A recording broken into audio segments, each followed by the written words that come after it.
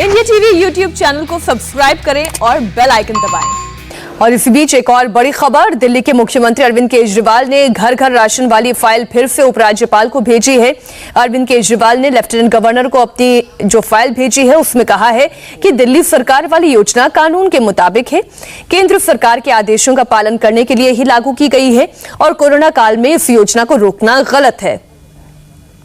तो इस वक्त की बड़ी खबर आपको बता दें, दिल्ली सरकार की घर घर राशन योजना को लेकर बहुत सियासी बवाल खड़ा हुआ और इसी बीच अरविंद केजरीवाल ने एक बार फिर से घर घर राशन योजना की फाइल लेफ्टिनेंट गवर्नर तक पहुंचाई है और इस दौरान उन्होंने कहा कि कोरोना काल में इस तरह की योजना को रोकना गलत है।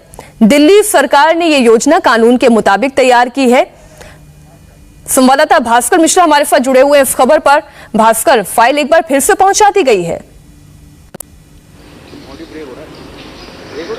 बिल्कुल, देखिए पिछले 4 साल में 3 बार ये हुआ है और एक बार सरकार के सबसे महत्वाकांक्षी योजनाओं में से एक है घर घर राशन योजना। ये प्लान इसलिए बनाया गया था कि राशन की दुकान पे जो लंबी लाइन लगती है वो ना लग के लोगों के घरों तक राशन पहुंचाया जाए। जैसे लोग गेहूं ले जाते थे, आटा पीस के उसको पैकेट में डाल के और पहुंचाया जाएगा। तो ये दरअसल इस पे सबसे बड़ी केंद्र सरकार की तरफ से आपत्ति ये थी कि सेंट्रल का कोई भी स्कीम है हर राज्य में वो लागू होता है और उसी तरीके से लागू होता है। केंद्र सरकार का एक स्थापित नियम है, स्थापित तरीका है, उसकी तरह से दिल्ली में क्यों नहीं किया जा रहा है, ये आपत्ति दर्ज की गई थी। पहली बार ये हुआ था कि नाम बदलना पड़ेगा, वो मुख्यमंत्री घर घर राशन योजना नहीं हो सकता। केंद्र सरकार के द्वारा जो आपको अनाज मिल रहा है वही आप लोगों को बांट रहे हैं, तो ऐसे में आप मुख्यमंत्री नहीं जोड़ सकते हैं, तो वो नाम हटा दिया गया। उसके बावजूद लेकिन समस्या तो भास्कर बीजेपी कह रही थी कि समस्या ये नहीं है कि गरीबों को राशन मिल रहा है या लोगों को राशन मिल रहा है, समस्या ये है कि घर घर राशन योजना से भ्रष्टाचार हो सकता है और इससे भ्रष्टाचार को बढ़ावा मिलेगा और ये केंद्र सरकार की पॉलिसी थी ही नहीं घर घर तक राशन पहुंचाना। देखिए, 2 चीज है इसमें। पहले जो पीओएस सिस्टम था कि आप कहीं पे भी राशन ले सकते हैं देश में, जो गरीब तबके का आदमी है उसके पास अगर राशन कार्ड है, तो अगर दिल्ली में रहता है, दिल्ली छोड़ के वो बिहार जाता है तो वहां पे भी उसको कोटे का राशन मिल सकता है। लेकिन इस स्कीम के तहत वो अगर बिहार जाता है, यहाँ से किसी दूसरे प्रदेश जाता है, तो उसको राशन नहीं मिलेगा।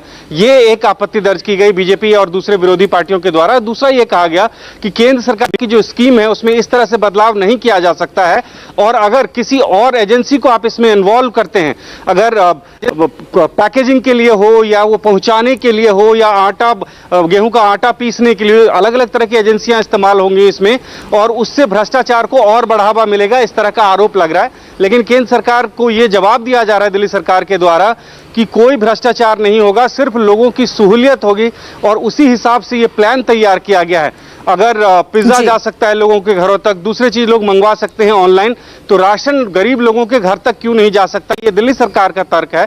केंद्र सरकार पहले से ही कह रही कि अगर आपको यही योजना चलाना है तो राशन हम देंगे, आप दूसरे स्कीम के तहत चला लीजिए। वो नहीं हो रहा है। एक सवाल इसमें बिल्कुल, यानी जहां पर सुई अटकी थी एक बार फिर से वहीं पर सुई लाकर अटका दी गई है।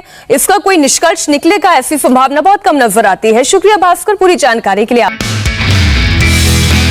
नमस्ते, मैं हूं मीनाक्षी जोशी। वीडियो और खबरों से अपडेट रहने के लिए India TV YouTube channel subscribe करें, बेल आइकन दबाना ना भूलें। जुड़े रहें इंडिया टीवी के साथ।